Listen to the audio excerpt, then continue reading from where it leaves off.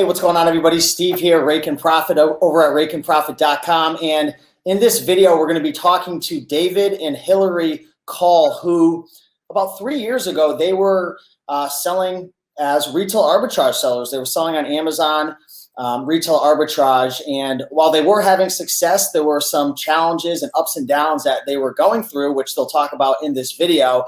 And they decided to start a wholesale business. So that was about 3 years ago.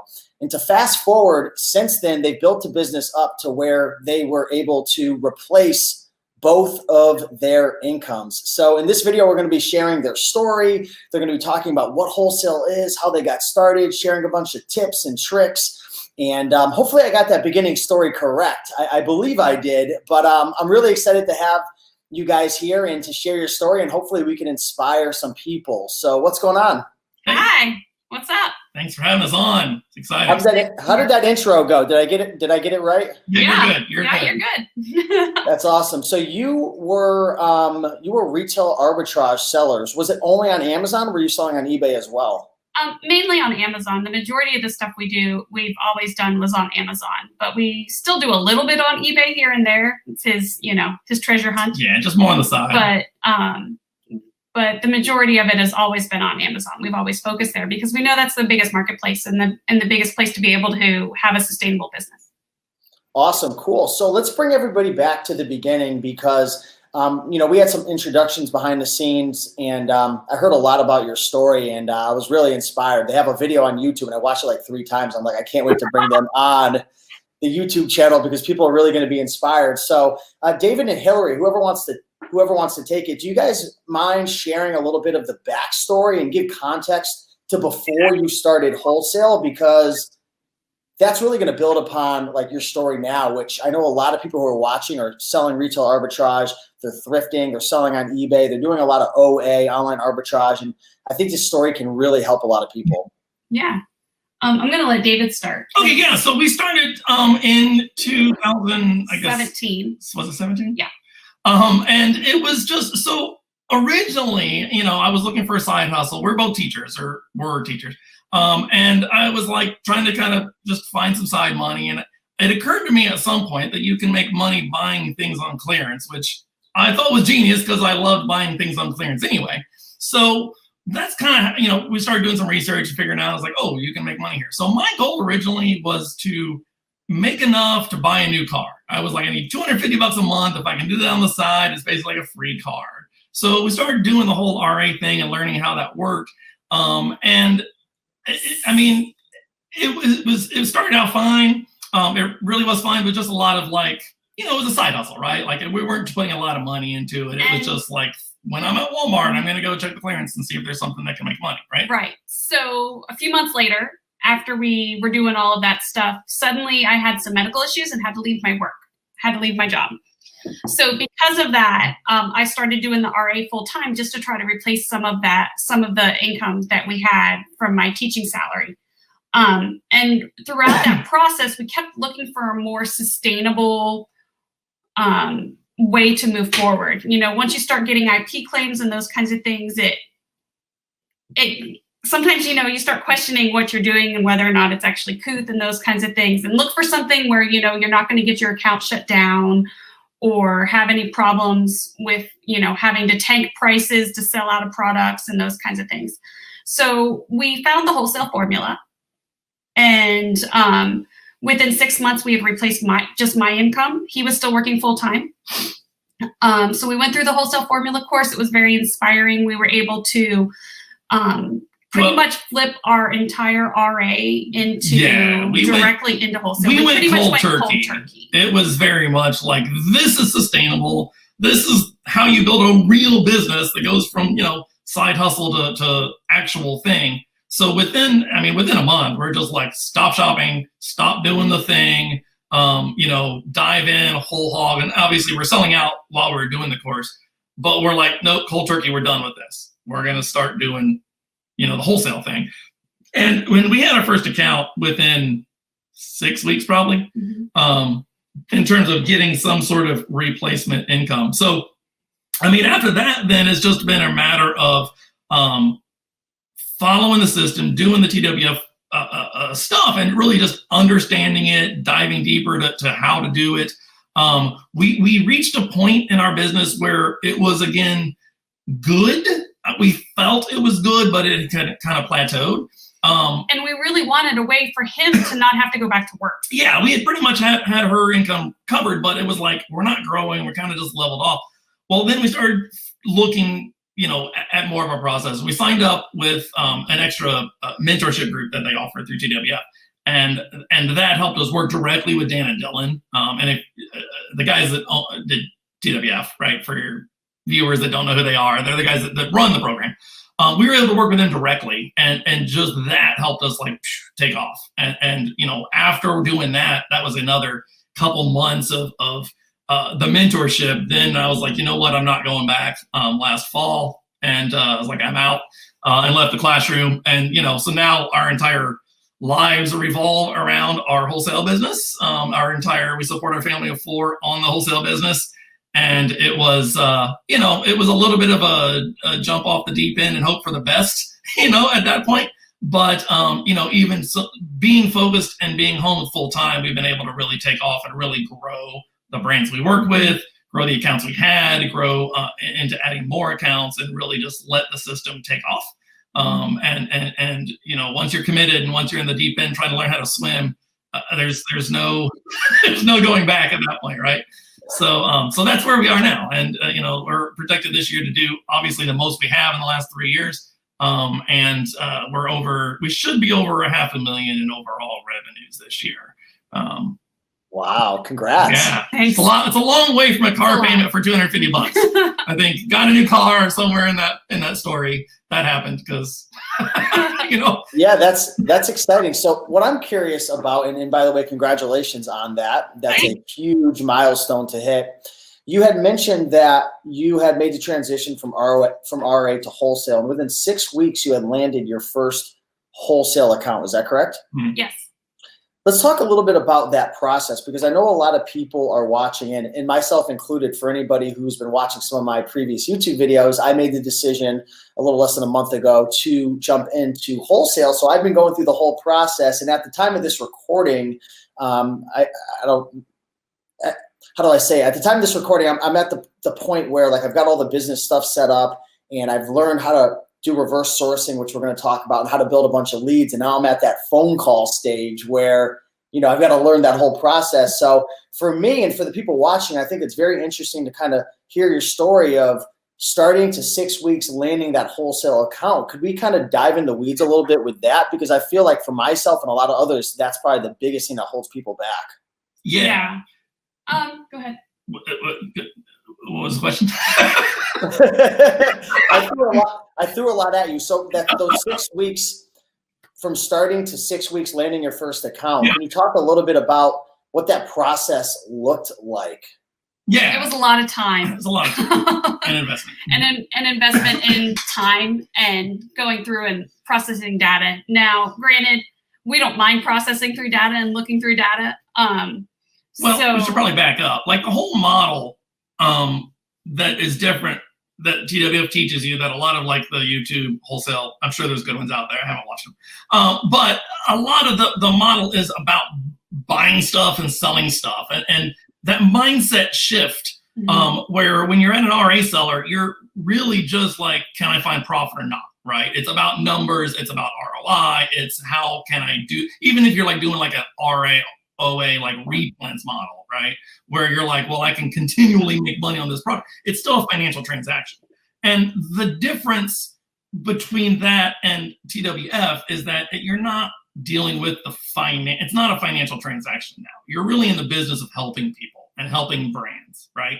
And shifting that mindset where you have a certain amount of expertise, they need some expertise, and you're trying to bridge the gap between the two, right?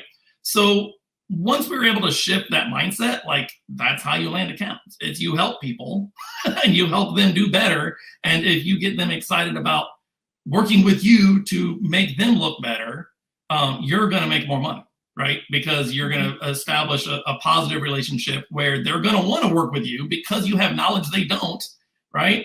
And then you selling their product kind of becomes an afterthought. to building the relationship as an outgrowth of the way that you're working with the brands, right? So when we first got started, like that's the biggest mindset shift. And I mean, I hate to admit it, but I think a lot of it is a little bit of luck in terms of finding a brand who's willing to talk to you, right? And willing to say, yes, I need help. And you being in the position to offer that help. But I mean, our first account was probably the local one, right? Yeah, I mean, in terms David had contacted him because he thought it was a cool product. Yeah. And so we set up, we actually ended up setting up, he talked to him a little bit. He's ended up setting up face-to-face with me and them, just because they were a local product and a local company. Really? To do that. And I was able to take some stuff from them and actually pitch to them to be able, and face-to-face to do it. Have a conversation with. At that point, it was really a big pitch. Good. It was not a good conversation. It was much too pitchy, but essentially we're like, here's this company that's local. So first of all, I can call them and say, hey, I'm local. I know about Amazon. Your Amazon, I mean, we didn't tell them your Amazon sucks, but essentially that was the conversation, right? Like, you're on Amazon. It looks terrible. We know how to make it look better. Hey, let's talk. That's pretty much it, right? With a lot more details and a lot less using the word suck. But that's pretty much how it goes, right? And then that was just, I mean, we almost used that first one as like a learning experience for us to kind of get over that initial fear of talking to people. Like, brand owners are people too. It's crazy.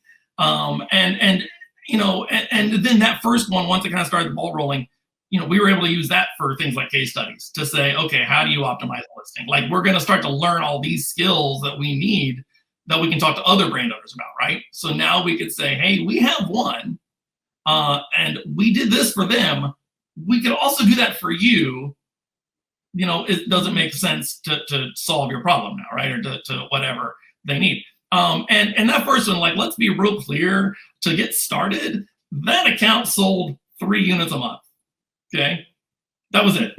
We rebuilt their listings to learn how to do it. And he was like, yeah, no problem, man. We got on to like 6 sales a month. Woo! Did I quit? Did she quit her job on that? No, right? But you know what we did to the next brand? Hey, the first brand we worked with, we doubled their sales, right? It's all in how you pitch. It's all in. So that kind of became our practice account. And we use them to like learn how to advertise, learn how to think. I mean, it's kind of tuition, but you know, we were able to use that as a case study and tell the second brand, look, we doubled their sales. You know, we optimized their listing. They've got X number more impressions now.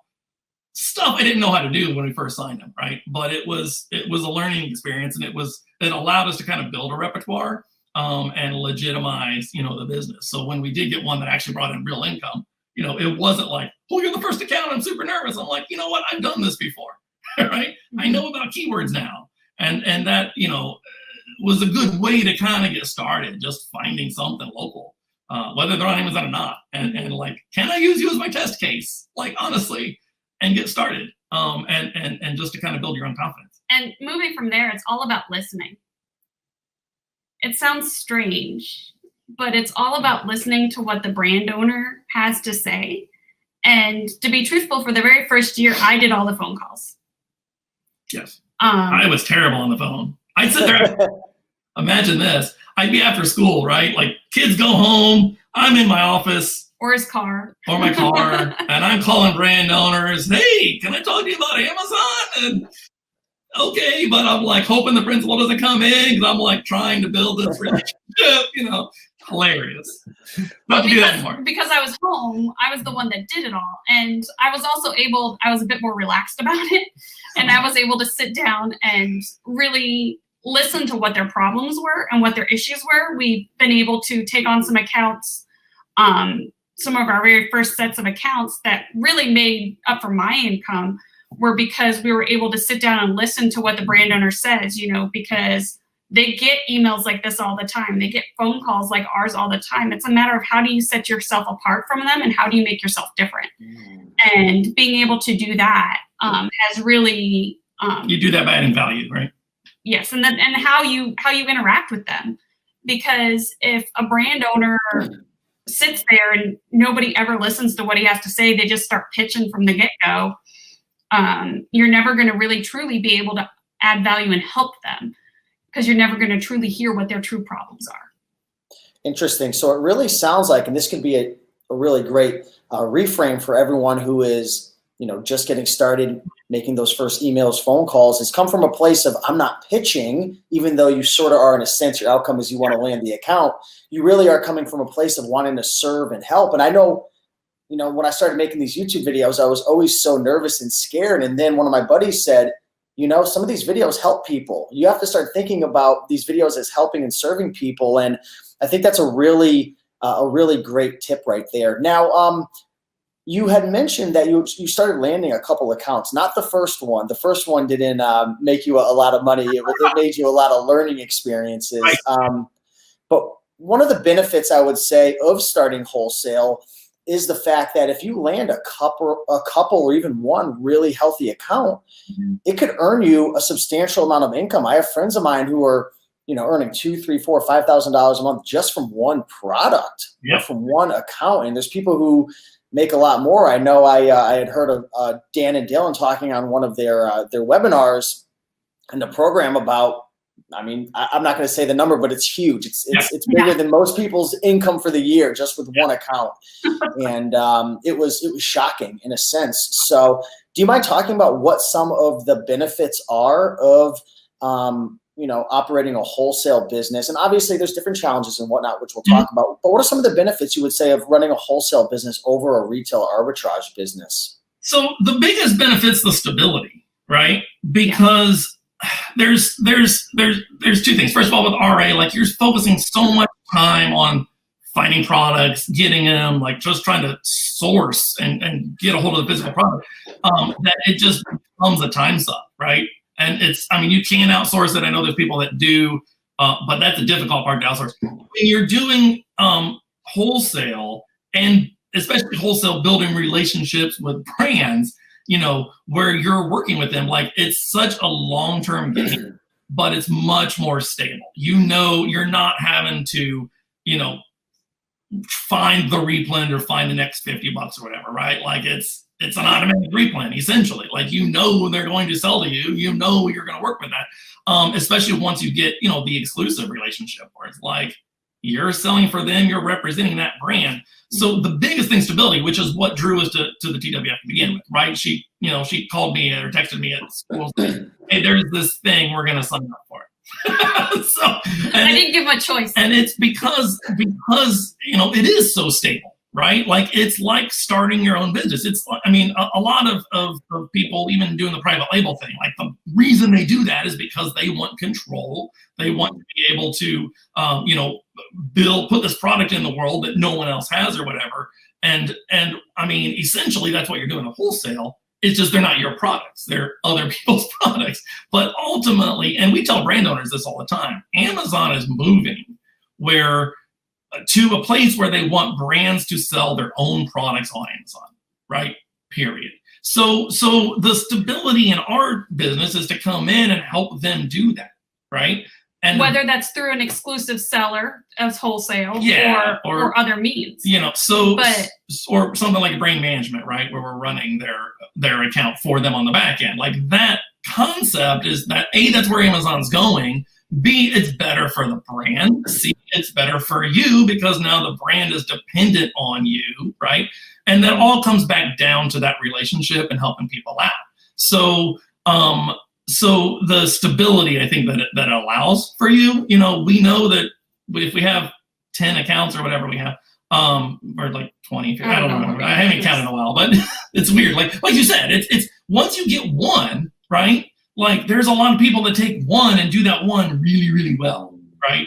And even within our own, there's probably 2 or 3 immediately I can think of that, like, that's what we do. We run their account or we run their brand as an exclusive. And like, that's where our income is, but like, everyone benefits, right? Like, there is no downside to this whole situation. So, and we know it's stable. Like, I know how many we're going to sell next month. I know how many we're going to sell the month after that. Like, it's just a matter of scaling up the number of those types of relationships you have in order to build your business, right? the second benefit, at least especially for me, was I'm able to spend more time with my kids. Not only am I home, but even with COVID, we had to make the hard decision to homeschool, and we're actually able to do that now because of the flexibility that the wholesale business gives us. Yeah. We're not having to go out into stores and trying to find things and all of that stuff. Yes, we have time, but some of the stuff that we do on a regular basis can be outsourced to a VA because a lot of it's, data crunching and those kinds of things. And so we're able to spend more time with our families. It's been a more relaxed atmosphere in our household that has truly made a huge benefit in our house. Lowers the stress level.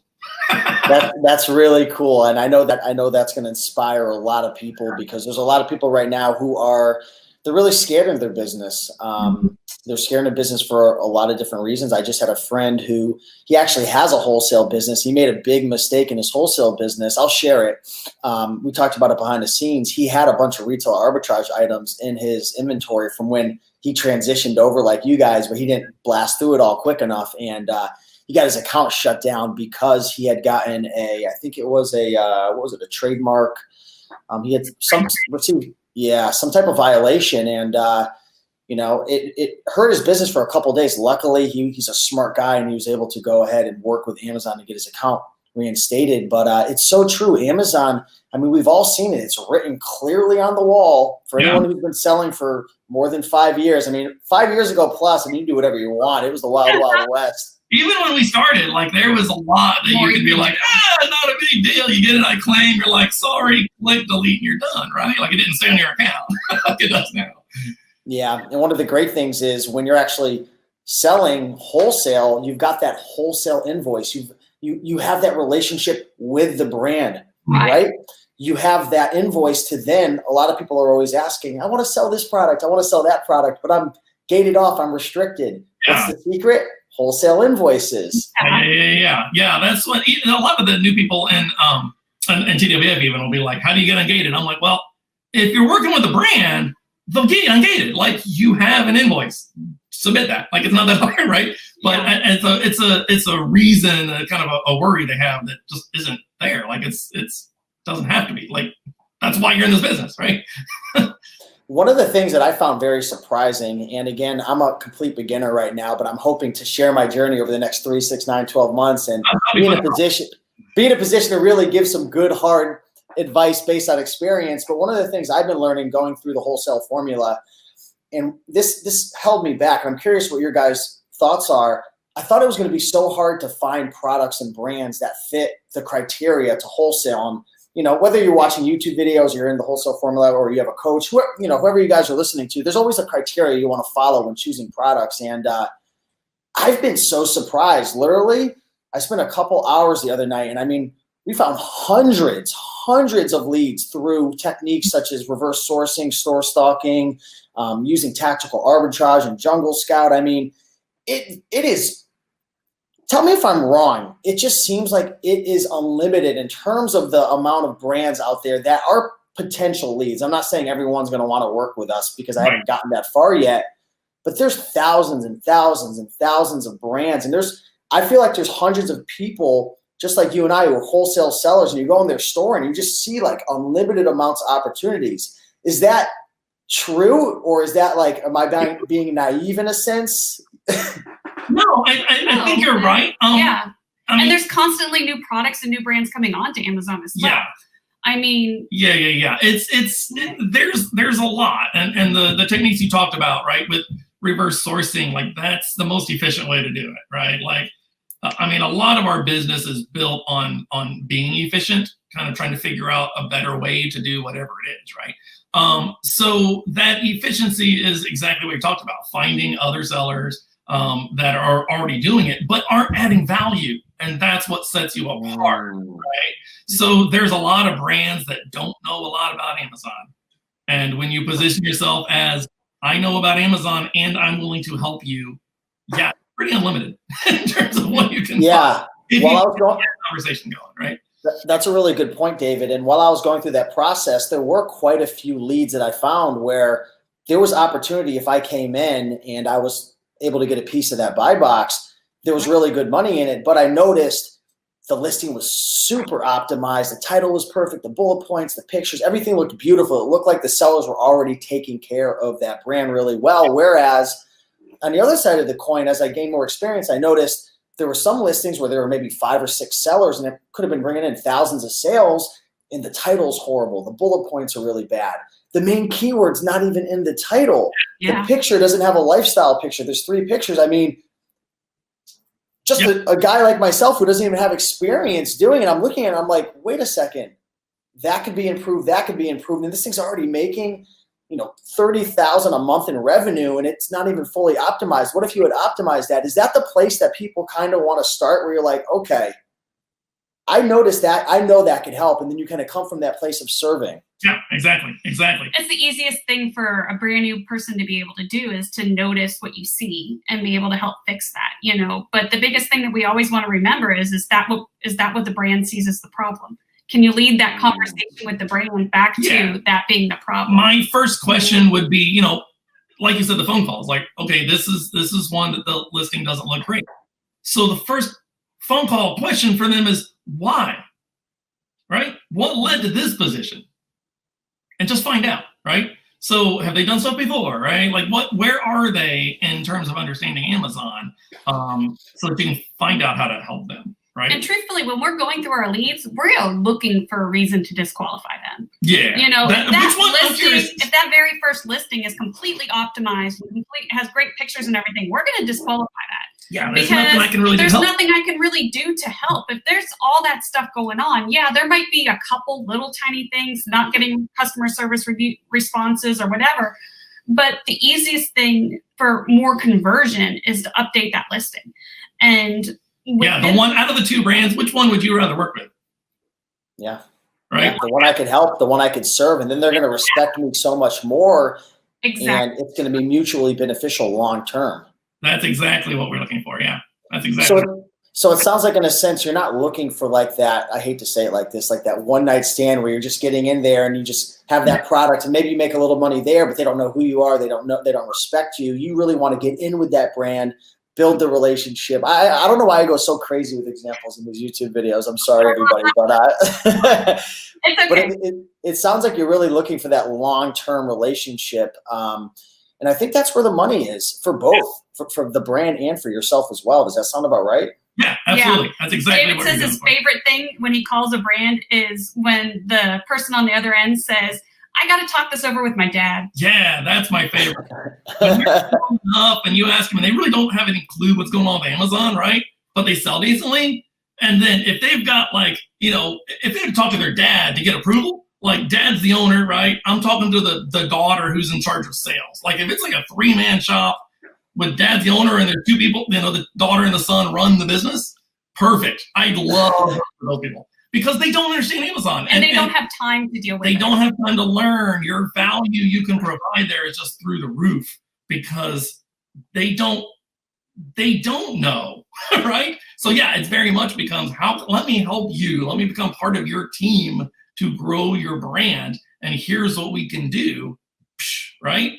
I mean, who's going to want to say, no, I don't want my customers to know anything about my product. I don't want to know how it works. Like no brand says that, right? So if you can position yourself as their go-to Amazon person, right? Yeah, it only makes sense for them to work with you at that point. We live in a world where I would say most people are looking to get rich quick. They're looking for that instant gratification. It's almost like, I don't know if we've been taught this or how society's kind of come about, but everyone's looking for that shortcut, that quick win, that money now. Yeah. People are almost trained in a sense to just worry about taking care of today versus a year or 3 years. And I really respect the fact that you both are coming from a place of, you're looking at this business as, how can we serve the brand? How can we build this business long term?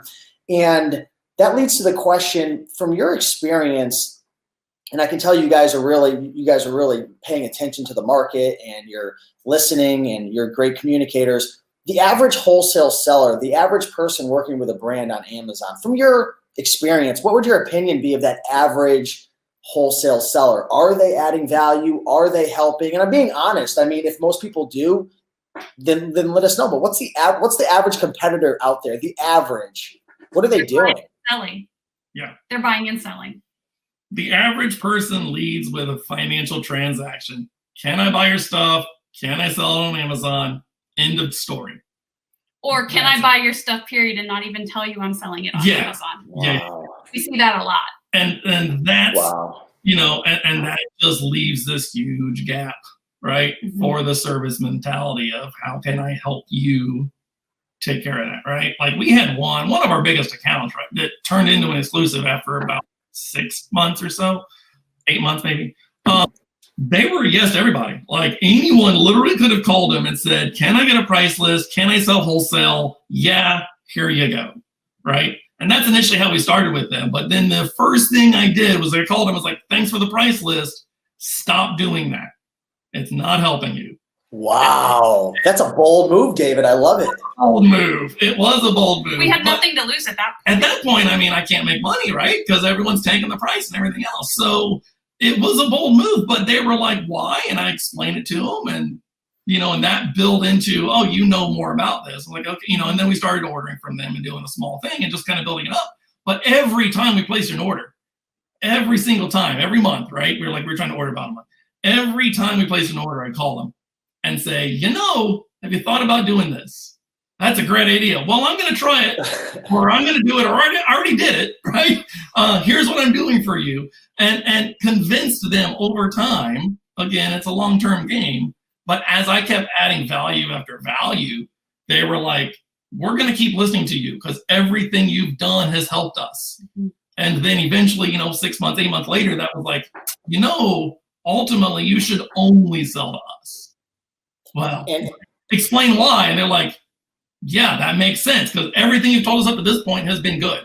So why would we say no to this, right? Boom, exclusive, right? And that was the day I was able to say, okay, I think I can quit because the amount they bring in, right? And I want to interject by saying, because I don't know if people who are listening now have enough knowledge or if they understand this enough to understand why David and Hillary are putting in this much work and effort. When you put together a deal like this and you build the trust and the relationship and you're serving and you build that relationship, being on the listing, for example, say a listing's bringing in $5,000 a month and there's 4 sellers and they become the 5th. Typically what happens is the buy box is going to rotate equally, right? So if there's $5,000 of, let's just say, revenue coming in a month, if there's 5 sellers on it, we could say on average each seller is going to get, would you agree with that? Yes. An even slice of the pie. So that's $1,000 each. By improving the listings and improving the overall experience, whether that's through keywords, SEO, pictures, so on and so forth, that revenue could then jump to 6, 7, maybe more. Right. And now the pie is even increasing for them and for everyone, which is making them happy. But going that one step further and being that go-to support system, helping and serving the client. This is one thing that I've learned going through Wholesale Forum. I didn't realize it. If you get that exclusive, I don't understand the process of how you say bye-bye to all the other wholesalers. Maybe we could talk about that. But now that $6,000, $7,000 is going directly to you or maybe one other person, you have literally created an income stream, which is magnificent. Now, I'm sure that process, like you were saying, isn't easy. It takes a while, and I'm sure it only happens to a small percentage of brands. I don't know. But this is why this is so appealing and exciting, but it is hard work. It is. You're constantly, serving, you're constantly listening, you're constantly communicating, right, with the brands to get to that position. And holding their hands through different things. Yeah. Really, truly, if they don't understand, you need to be able to explain why and kind of say, okay, it'll be okay. You just need to do this. Yeah. And even like you said, kicking other sellers off, like we have a process where we're like, here's the steps to do that. And we hand it to the brand owner, make it as easy as possible, for them to say no, because they're looking at, especially the older owners or whatever, like we need as many accounts as possible. And we have to explain how Amazon works and that having 20 sellers is not good. Right. And one of the things we kind of didn't mention, but I feel like we probably should for your viewers is when we're talking about this wholesale relationship, like we're really talking about working directly with brands. We're not talking about distributors. We're not talking about finding a 20,000 item list from a distributor and finding what's profitable. Like that's not what this model is in wholesale. And I know that that's one model of wholesale. That's not what we do. Our business is built on that direct relationship with brand owners. And if an owner sends us to a distributor, like, we're less interested in working with them because they lose an element of control. And that's not what we're about, right? We much rather would have that direct line and that direct relationship Interesting. With the company. Interesting. Now, I have a selfish question of my own, but I believe it could help others as well. That's what I love about having this YouTube channel. I learn so much and others get to take it in as well. So one of the limiting beliefs that I'm dealing with right now, and it doesn't even make sense. It's crazy how sometimes we have these beliefs and you think about it and you're like, why am I thinking this? I'm going to interrupt for a second. That's the biggest part of turning the hobby into the business, was shifting the mindset and getting rid of those limited beliefs. Sorry to interrupt. Go ahead. Yeah, no, it's huge. I just got done with a 5-day Tony Robbins event. So yeah, I'm working a lot on that. But one of the limiting beliefs that has been holding me back, and it's interesting because I've been selling on Amazon over 5 years. I have a lot of experience, but I don't have experience on Amazon with, creating listings and working with brands and optimizing. I understand, and even from this conversation, you probably pick up like, oh, he understands the keywords, the titles, the elements. And a lot of people watching have an understanding of the elements that make a successful listing. But what advice would you give to myself and others who are listening to this video and saying, okay, I understand I need to add value, but I'm not sure how I'm going to be able to help them, how I'm going to be able to serve them? What advice do you give to people who they have a bit of experience, but they are really kind of like in their head about this whole value proposition thing, because it is so important? Yeah. We tell them they have to get over it. We suck it up. Somebody that we spoke to this put morning, on our teacher voice. We're like, you just got to get over it. You just got to do it, and practice makes perfect. But there's a couple things you can do. First of all, learn from things like this website, right? Like, and then the other resources that are available, like knowing kind of who you are, right? Well, first of all, I would say always start with the brand, right? Find out what their problems are, because the values you present to every brand should be different, because the problems the brand has is different, right? So first you've got to listen and find out what's their understanding of Amazon, what experience have they had, what problems are they having, and then you go find the solutions for it, right? Even if it means that you tell them, I'm going to call you back or send you an email tomorrow with some ideas on how I can better help you. Yeah, like, oh, wow. Yeah, what? Not landing on the first phone call, that's a thing. Of the thing, but finding the resources like we do. I mean, I've done some studies, and a lot of just over time, right? Just like, hey, I need to know more about, images. So what can I find there, right? And finding some of the experts, and listening to what they say, and then reflecting on your own side as to how you do it, what you understand, and fitting some things together, so you start to really develop yourself as an expert, but also so that you develop your own system. Because, I mean, there's a lot of roads that lead to the same place, right? PPC, for example, like how you run PPC is, I mean, there's a million ways to run PPC. And there's a million experts, some better than others. But even listening, just finding ways to go, okay, what is my system going to be? What am I going to do to offer? But, I mean, it all starts with what's the brand need? And that helps you get over that hump of, what am I going to talk about? You don't know. Like, you literally don't know until you say, what are your problems? And they answer. Like, then you talk about that. Yeah. Right? I mean, and David can pretty much, he's targeted his phone game so well, and he did so much research on keywords. He could talk for hours on keywords. So like, he's been able to turn any phone call, any conversation with a brand whatever owner, problem you have, whatever problem they have, it all leads back to keywords. It's a keyword problem. Like, I can spin it that way. Anyway, but that's where his value is.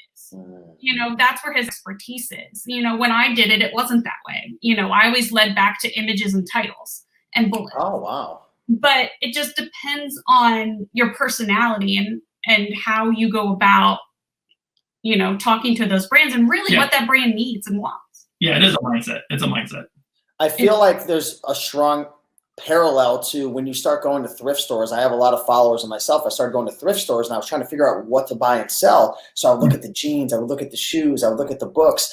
And over time, you find your niche, you find your value, you see what your eye is good at. And I feel like it's the same probably with the phone calls. Oh, it is. 100%. 100%. Yep. I mean, it's a lot of being yourself, knowing your strengths and weaknesses, and then being able to say, look, I don't understand that, but I'm willing to follow through. To circle back to the average seller, that's the other thing I would say that I forgot to add. The average person, even making the phone calls, right? Even if they're taking the step and the initiative to call a brand, talk to them about Amazon, they don't follow through.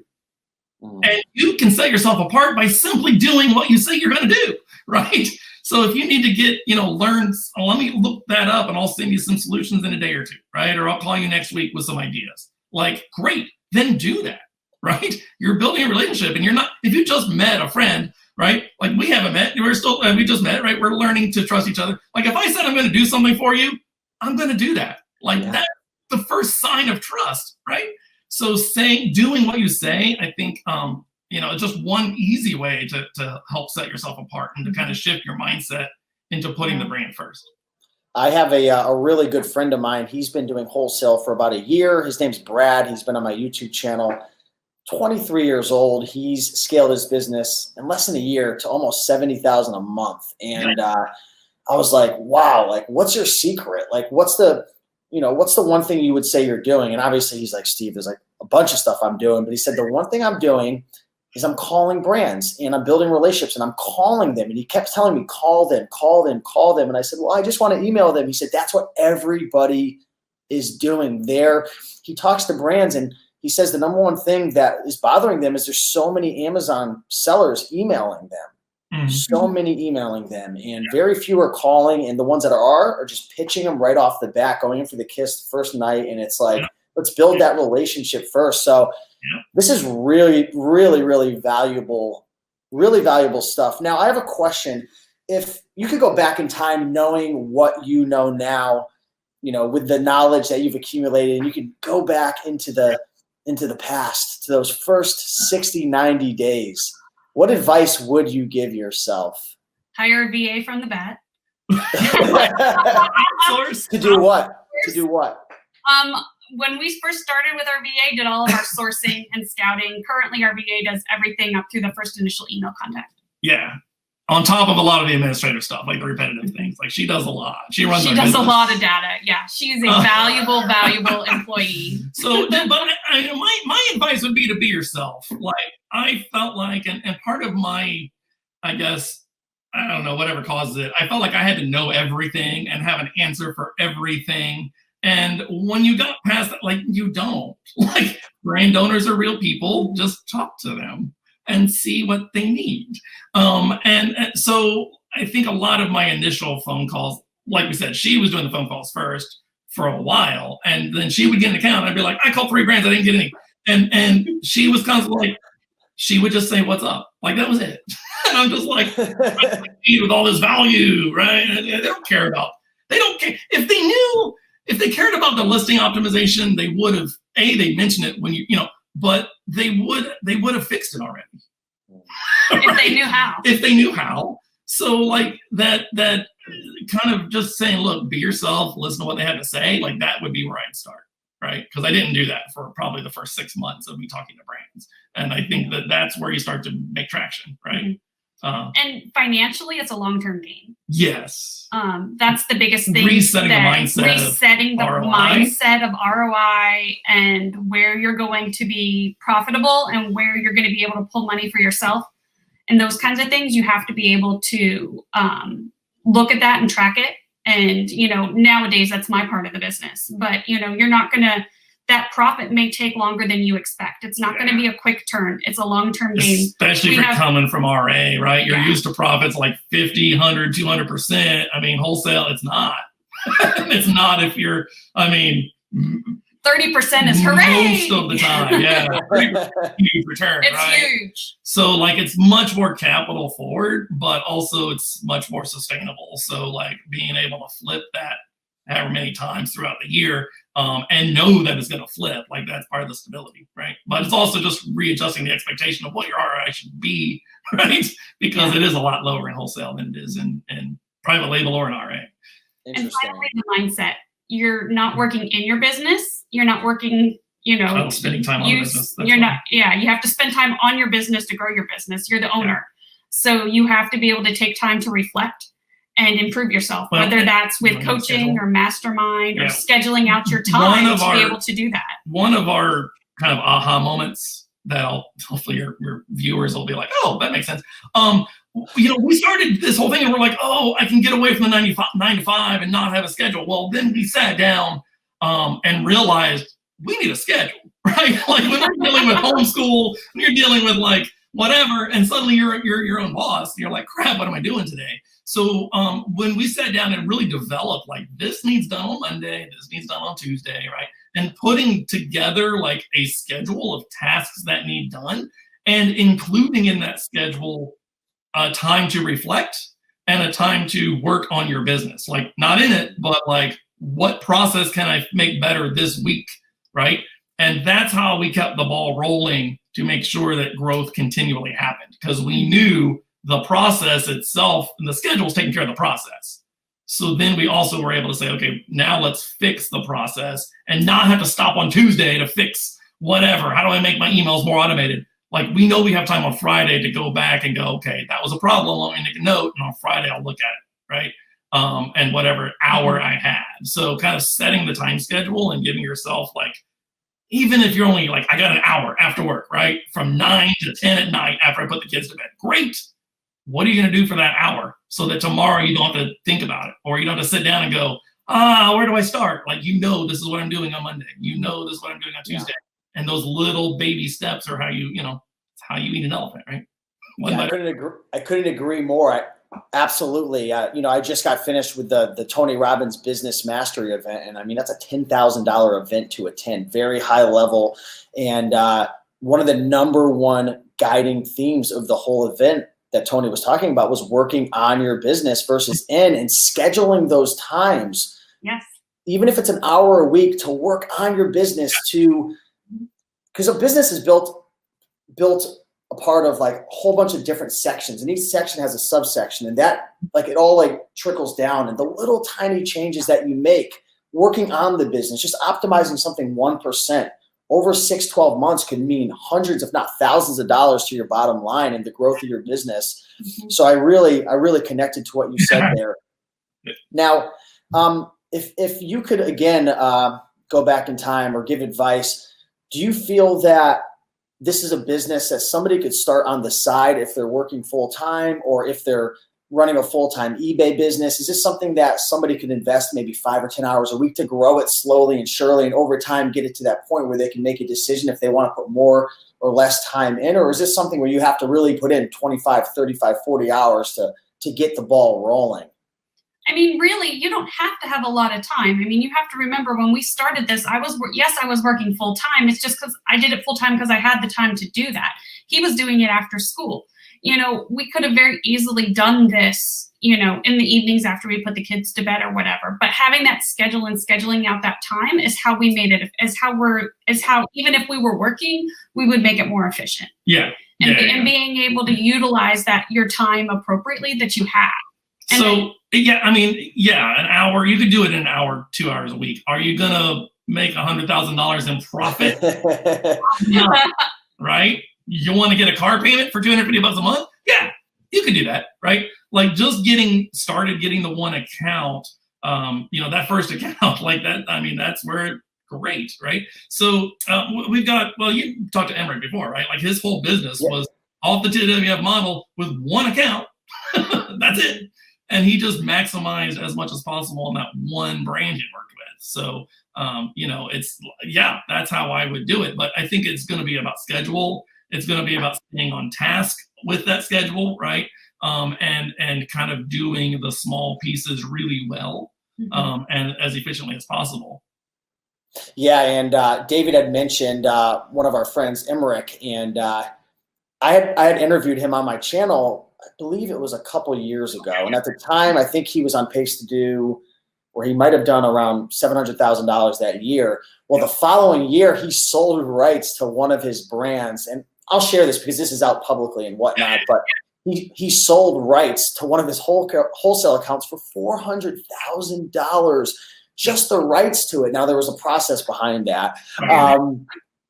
But crazy, right? This is a business that if you position yourself correctly, there's the ability to sell this business. This business is an asset that you are building, which is much different than an RA business. Not knocking RA. RA is a great way to make quick cash, high ROAs, high ROIs, margins, profits.